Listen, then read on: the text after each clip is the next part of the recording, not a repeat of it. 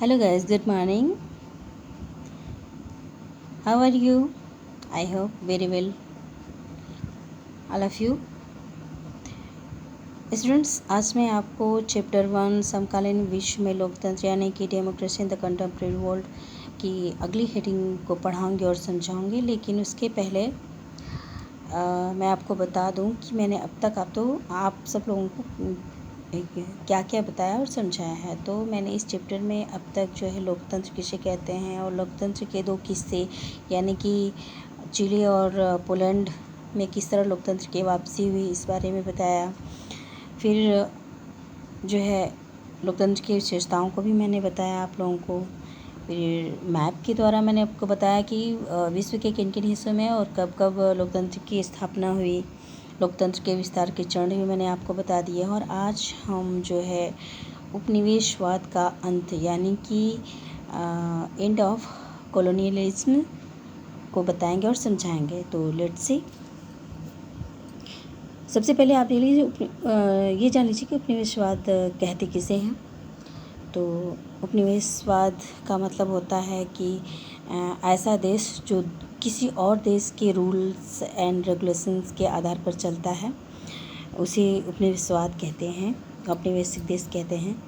तो चलिए फिर इसको आगे देखते हैं। काफ़ी लंबे समय तक एशिया और अफ्रीका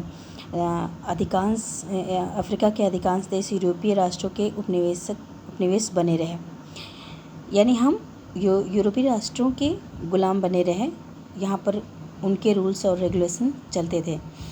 इन परतंत्र देशों के लोगों को आज़ादी पाने के लिए काफ़ी स्ट्रगल करना पड़ा और यह लड़ाई सिर्फ आज़ादी पाने के लिए ही नहीं थी, बल्कि एशिया और अफ्रीका के जो देश थे वो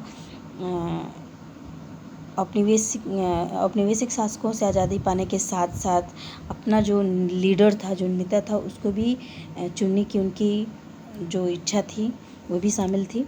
हमारा देश इन थोड़े से परतंत्र देशों में से एक था जहां औपनिवेशिक शासन था, यानी अंग्रेज़ों का शासन था।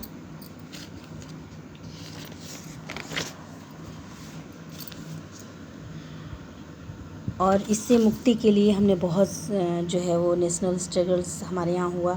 इनमें से अनेक देशों ने दूसरे विश्व युद्ध के बाद, यानी कि जो 1945 में दूसरा विश्व युद्ध समाप्त हुआ, उसके बाद तुरंत जो है लोकतंत्र के डेमोक्रेसी को अपना लिया था।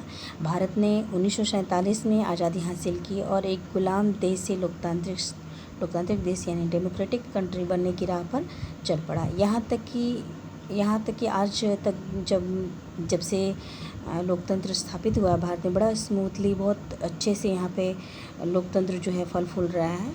उपनिवेश रहे अधिकांश दूसरे देश जो है उनका जो अनुभव था, एक्सपीरियंस था, वो अच्छा नहीं रहा, क्योंकि वहाँ कई बार जो है लोकतंत्र को काट फेंका गया और पुनः लोकतंत्र की स्थापना हुई। तो अभी आज इस वीडियो में यहीं तक, और आप पढ़ते रहिए। आपको बहुत जल्द में जो है PDF के द्वारा शार्ट नोट आपको अवेलेबल हो जाएगा। तब तक के लिए थैंक यू।